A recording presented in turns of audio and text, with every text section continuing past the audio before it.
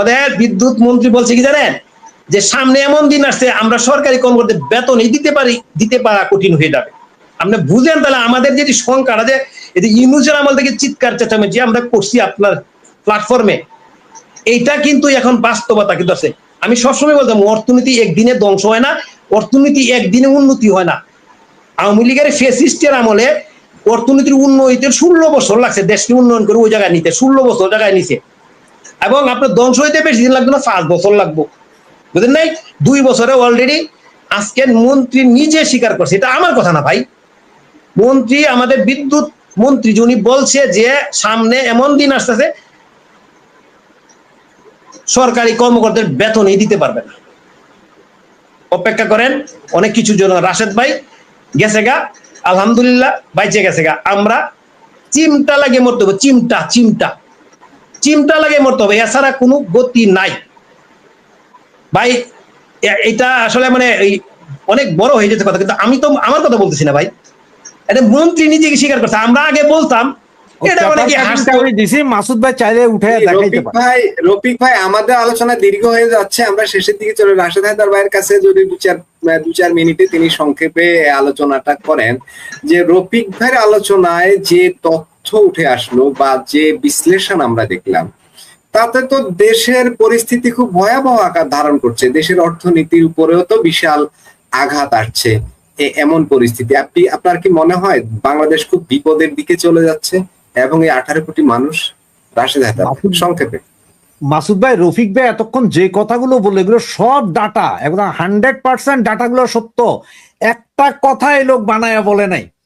যে কথাটা সর্বশেষ বলেছে, আমি আপনাকে নিচে ওই যে ফটোকার্ডটা দিয়ে দিয়েছি, আপনি চাইলে ওইটা উঠাইয়া দর্শক দ্বারা দেখাইতে পারেন, যেটা ওই যে মন্ত্রীর কথা বললে, এই যে দেখেন ঢাকা পোস্টের আজকে সব পত্রিকাতে আছে।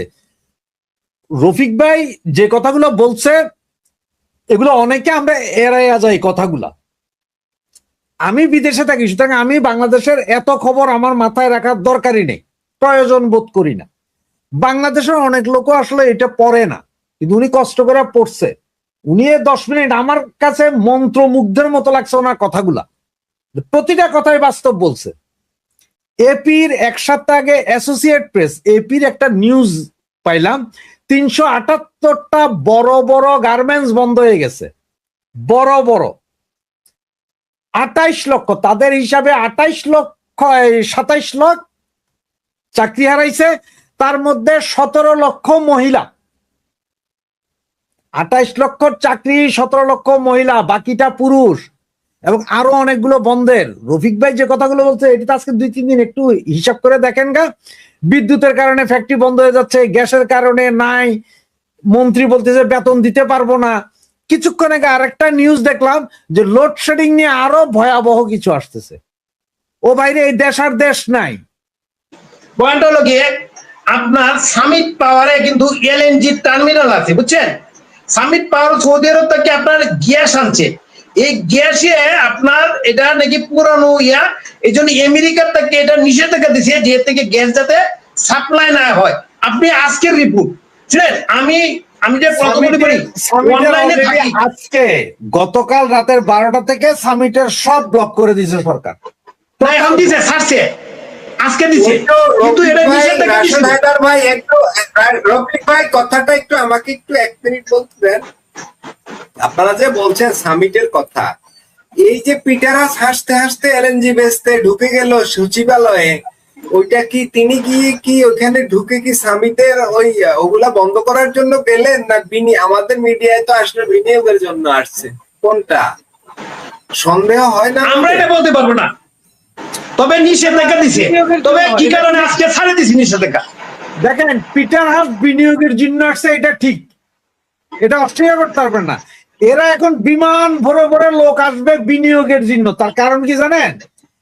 August, September, October, November, December, 3-4 মাস ওদের তো আর কোনো কাম নাই, এরা একটু ভ্যাকেশনে আসবে, মানে দেশ ঘুরে দেখা, সব খরচ সরকারের। ওরা আসবে, এসে এখানে মোজ করবে, 5 স্টার হোটেলে থাকবে, রান চাপাবে, এরপরে বলবো যে আসলে আপনার দেশে তো অনেক সমস্যা, যার কারণে বিনিয়োগ করতে পারছি না।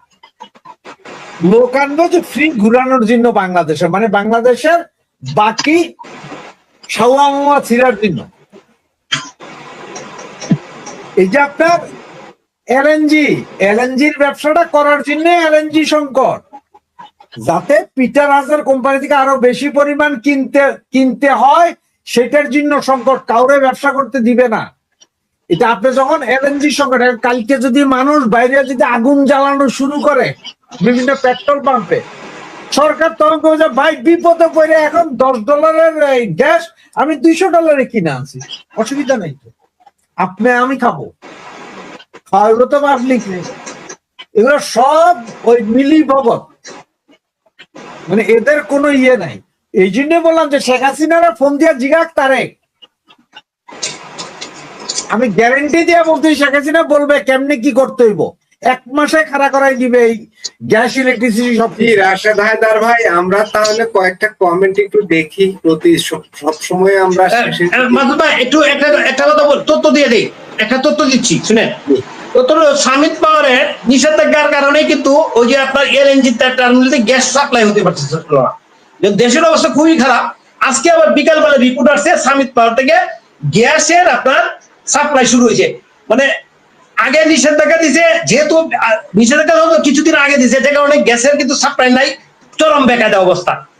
এই জন্য হয়তো রিকোয়েস্ট করছে, তখন আবার এটা দিয়ে নিষেধাজ্ঞা কথা উঠাই দিছে। এই জন্য আজকে বিকালে আবার দেখলাম পেপারে কাটিং আসছে যে সামিট পাওয়ার থেকে গ্যাস সাপ্লাই শুরু হয়েছে টার্মিনাল থেকে।